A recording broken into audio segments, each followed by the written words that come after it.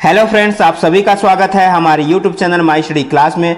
दोस्तों, आज का जो वीडियो है वो है राष्ट्रीय खाद्य सुरक्षा अधिनियम 2013 से संबंधित महत्वपूर्ण प्रश्न है। ठीक है साथियों, महत्वपूर्ण वस्तुनिष्ठ प्रश्न है जो हम आप लोगों के लिए लाए हैं। तो चलिए साथियों, वीडियो की शुरुआत करते हैं। साथियों, अगर आपसे रिक्वेस्ट है, अगर आप हमारे चैनल पर नए हो तो चैनल को सब्सक्राइब जरूर कीजिएगा और बेल आइकन जरूर दबाइएगा ताकि आपको आने वाली सभी वीडियो की नोटिफिकेशन बराबर मिलती रहे। तो चलिए आज का देख लेते हैं पहला प्रश्न, और ये इसका जो है पार्ट 1 है। ठीक है साथियों, अभी ये पार्ट 1 है और इसके बाद जो है और भी दूसरा पार्ट आएगा। ठीक है साथियों, चलिए तो पहला प्रश्न देखते हैं। राष्ट्रीय खाद्य सुरक्षा अधिनियम 2013 के संबंध में असंगत की पहचान करें। ऑप्शन में है यह जम्मू कश्मीर और लद्दाख को छोड़कर शेष भारत में लागू है। इसका संक्षिप्त नाम राष्ट्रीय खाद्य सुरक्षा अधिनियम 2013 है। यह 5 जुलाई 2013 से प्रवृत्त है। यह संपूर्ण भारत में लागू है। तो इनमें से कौन सा जो है असंगत है उसकी पहचान करना है। तो इसका जो राइट आंसर है वो है ऑप्शन ए, यह जम्मू कश्मीर और लद्दाख को छोड़कर शेष भारत में लागू है। ठीक साथियों, ये जो है असंगत है, यहां से जो है मेल नहीं हो रहा है। चलिए अगला प्रश्न देखते हैं। इस अधिनियम के तहत आंगनबाड़ी से क्या अभिप्रेत है। ऑप्शन में है बाल अरुण उदय स्कूल, बाल देखरेख और विकास केंद्र, ए और बी दोनों, उपरोक्त सभी। तो इसका जो राइट आंसर है ऑप्शन बी, बाल देखरेख और विकास केंद्र। साथियों, अगर आप इसका डिटेल पढ़ोगे ना तभी ये अच्छे से समझ आएगा। तो पहले इसका डिटेल पढ़िए, उसके बाद जो है वस्तुनिष्ठ प्रश्न आप सॉल्व कीजिए। ऑप्शन तीसरा प्रश्न है पात्र गृहस्थी से क्या अभिप्रेत है। ऑप्शन में है राशन कार्डधारी परिवार, केंद्र सरकार की जनगणना की विशेष सूची में शामिल परिवार, पूर्विक प्राप्त व अंत्योदय अन्न योजना के अंतर्गत गृहस्थी, उपयुक्त सभी। तो इस प्रश्न का सही आंसर हो जाएगा ऑप्शन सी, पूर्विकता प्राप्त व अंत्योदय अन्न योजना के अंतर्गत गृहस्थी। चलिए अगला प्रश्न देखते हैं। खाद्य सुरक्षा भत्ता से क्या अभिप्रेत है। ऑप्शन में है राज्य सरकारों द्वारा प्रदान की जाने वाली धनराशि, राज्य सरकारों द्वारा प्रदान की जाने वाली मानदेय राशि, खाद्यान्न की बिक्री के पश्चात की जाने वाली राशि, या उपरोक्त सभी। तो इस प्रश्न का सही आंसर हो जाएगा ऑप्शन ए, राज्य सरकारों द्वारा प्रदान की जाने वाली धनराशि। ये इसका राइट आंसर हो जाएगा। अगला प्रश्न है न्यूनतम समर्थन मूल्य से क्या अभिप्रेत है।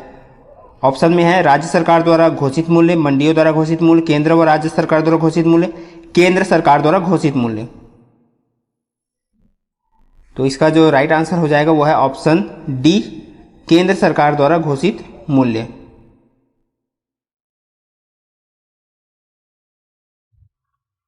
अगला प्रश्न है राशन कार्ड से क्या अभिप्रेत है। ऑप्शन में है पीडीएस के अधीन राज्य सरकारों द्वारा जारी दस्तावेज, पीडीएस के अधीन केंद्र सरकार द्वारा जारी दस्तावेज, ए और बी दोनों, या उपरोक्त सभी। तो इस प्रश्न का सही आंसर है पीडीएस के अधीन राज्य सरकारों द्वारा जारी दस्तावेज। ऑप्शन ए इसका राइट आंसर हो जाएगा। अगला प्रश्न है सामाजिक संपरीक्षा का संबंध किससे है। Controlling, monitoring, managing, directing. तो इसका राइट आंसर हो जाएगा ऑप्शन बी, मॉनिटरिंग। चलिए अगला प्रश्न देखते हैं।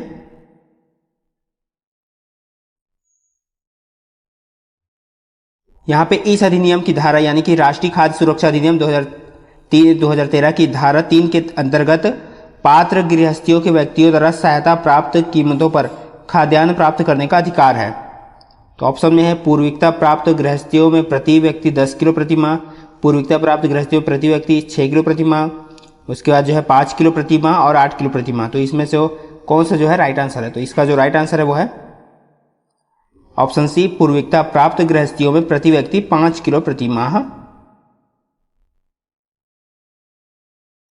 अगला प्रश्न है इस अधिनियम की किस धारा में स्त्रियों और स्तनपान कराने वाली माताओं को पोषाहार सहायता के संबंध में उल्लेख है। धारा 4, धारा 8, धारा 7, धारा 5। तो इसका जो राइट आंसर है ऑप्शन ए, धारा 4। ऑप्शन ए इसका राइट आंसर हो जाएगा। अगला प्रश्न है बालकों को पोषणीय सहायता के संबंध में क्या सही नहीं है। तो क्या सही नहीं है, तो इसका जो राइट आंसर देख लेते हैं साथियों।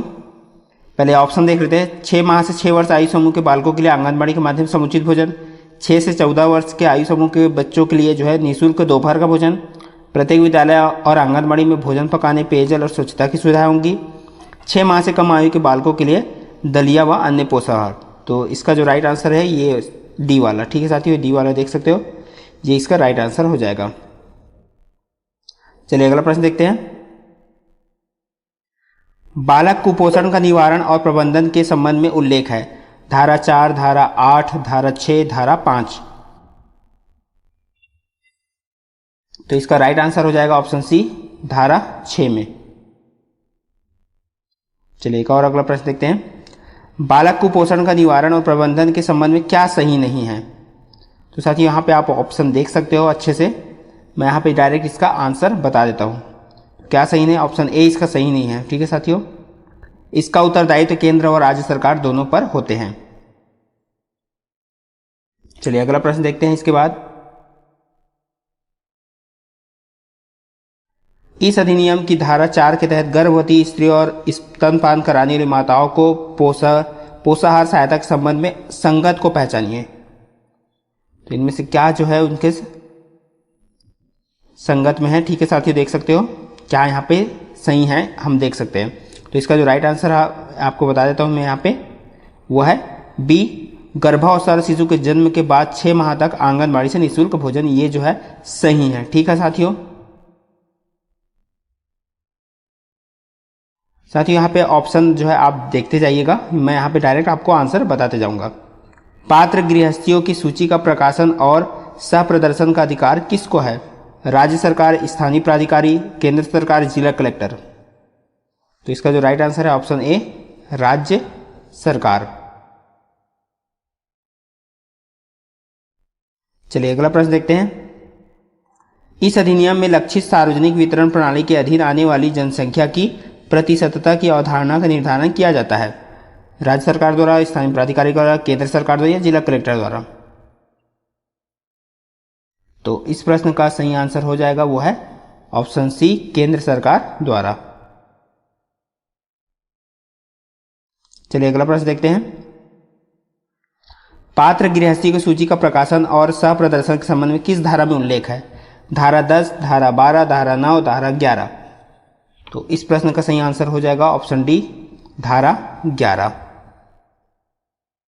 अगला प्रश्न है, लक्षित सार्वजनिक वितरण प्रणाली में सुधार के संबंध में धारा कौन सा धारा रहेगा। धारा 10, 12, 9 और 11। तो इसका जो राइट आंसर हो जाएगा वो है धारा 12 में। लक्षित सार्वजनिक वितरण प्रणाली में सुधार का जो संबंध जो है किसमें, धारा 12 में है। चलिए यहां पे देख लेते हैं अगला प्रश्न। लक्षित सार्वजनिक वितरण प्रणाली में सुधार के संबंध में क्या सही नहीं है। तो इसका मैं डायरेक्ट आपको आंसर बता देता हूँ, आप ऑप्शन देख लीजिएगा साथियों। ऑप्शन सी यहाँ पे सही नहीं है। पीडीएस के अंतर्गत निर्गम स्थानों पर खाद्यान्नों का विशेष स्थल तक परिधान, ये जो है सही नहीं है, इसका राइट आंसर हो जाएगा। चलिए अगला प्रश्न देखते हैं।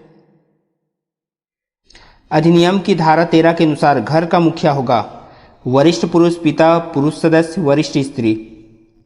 तो इसका जो राइट आंसर है वो है वरिष्ठ स्त्री। चलिए अगला प्रश्न देखते हैं। आंतरिक शिकायत निवारण तंत्र का उल्लेख किस धारा में किया गया है। धारा 14, 15, 13, 11। तो इसका जो राइट आंसर है ऑप्शन ए, धारा 14 में। अगला प्रश्न है, आंतरिक शिकायत निवारण तंत्र की स्थापना का उत्तरदायित्व होता है जिला कलेक्टर, स्थानीय प्राधिकारी, केंद्र सरकार, राज्य सरकार। किनका उत्तरदायी होता है। तो ऑप्शन डी, राज्य सरकार का। अगला प्रश्न है, आंतरिक शिकायत निवारण तंत्र के अंतर्गत पदाभिहित नहीं किया जा सकता। जिला collector, call centre, helplines, nodal अधिकारी। तो इसका जो राइट आंसर है ऑप्शन ए, जिला कलेक्टर। चलिए अगला देखते हैं। यहाँ पे इसको साथियों अच्छे से देखिएगा, मैं यहाँ पे इसका डायरेक्ट आंसर बताऊंगा। निम्न कथनों पर विचार कीजिए। तो यहाँ पे अलग अलग कथन है, तो यहाँ पे कौन सा कथन सही हो सकता है। तो वो है ऑप्शन डी, ये सही हो सकता है। ठीक है साथियों, ये कथन सही है। अधिकारियों द्वारा पारित आदेश के विरुद्ध केंद्र आयोग के समक्ष अपील किया जा सकता है, ये सही है। ठीक है साथियों, यहाँ पे आप चारों ऑप्शन देख लीजिएगा। चलिए अगला प्रश्न देखते हैं। राज्य खाद्य आयोग का गठन किस धारा के तहत किया जाता है। धारा 16, धारा 15, धारा 17, धारा 11। तो इसका जो राइट आंसर है ऑप्शन ए धारा 16 के तहत। अगला प्रश्न है राज्य खाद्य आयोग की संरचना के संबंध में सही नहीं है। कौन सा सही नहीं है? इसमें एक अध्यक्ष होता है, सदस्यों में एक महिला होती है, 5 अन्य सदस्य होते हैं, इनमें से कोई नहीं। तो कौन सा जो है सही नहीं है? ऑप्शन बी सदस्यों में एक महिला होती है, ये जो है सही नहीं है। चलिए इसका भी आंसर आपको डायरेक्ट बताऊंगा साथियों, आप ऑप्शन को देख लीजिएगा। राज्य आयोग के कर्तव्यों के संबंध में असंगत को पहचानिए। तो इनमें से आप जो है अच्छे से देख लीजिएगा, यहाँ पे पढ़ लीजिएगा। यहाँ पे मैं ऑप्शन आपको राइट आंसर बता देता हूँ। इसका जो राइट आंसर है वो है ऑप्शन सी, यह वाला इसका राइट आंसर हो जाएगा। इस अधिनियम के प्रभावी क्रियान्वयन के लिए राज्य सरकार से सलाह लेना, ये जो है असंगत है। ठीक है साथियों, ये एक तरह से बोल सकते हैं ये सही नहीं है। चलिए अगला प्रश्न देखते हैं। राज्य सरकार अध्यक्ष या किसी सदस्य को पद से हटा सकेगी। कब हटा सकेगी? तो ऑप्शन डी जिसने अपने पद का दुरुपयोग, ठीक है साथियों, तो इसका जो राइट आंसर हो जाएगा ऑप्शन डी जिसने अपने पद का दुरुपयोग किया हो। ठीक है साथियों, यहाँ पे ना किया हो गया, जिसने अपना पद का दुरुपयोग किया गया हो उसको जो है यहाँ पे राज्य सरकार अध्यक्ष या किसी सदस्य को पद से हटा सकेगी। चलिए अगला प्रश्न देखते हैं। राज्य आयोग के अध्यक्ष, सदस्य, सचिव व कर्मचारी वृंद के वेतन और भत्ते के उपबंध संबंधी प्रावधान किस धारा में उल्लिखित है? धारा 16, 15, 17, 11। यहाँ पे अलग अलग धाराएं हैं, तो किसमें है? धारा 17 में। अगला प्रश्न है संयुक्त राज्य खाद्य आयोग की अवधारणा किस धारा में है? धारा 16, 15, 17, 18 यहाँ पे दिया गया है, तो इसका जो राइट आंसर है धारा 18 में। चलिए अगला प्रश्न देखते हैं और आज का आखिरी प्रश्न, संयुक्त राज्य खाद्य आयोग क्या है? तो क्या है? ऑप्शन ए 2 या 2 से अधिक राज्यों का संयुक्त राज्य आयोग। ठीक है साथियों, तो ये था आज का जो है महत्वपूर्ण 30 प्रश्न। तो आज की वीडियो को देखने के लिए बहुत बहुत धन्यवाद साथियों। मिलते हैं इसी तरह और अगले वीडियो के साथ।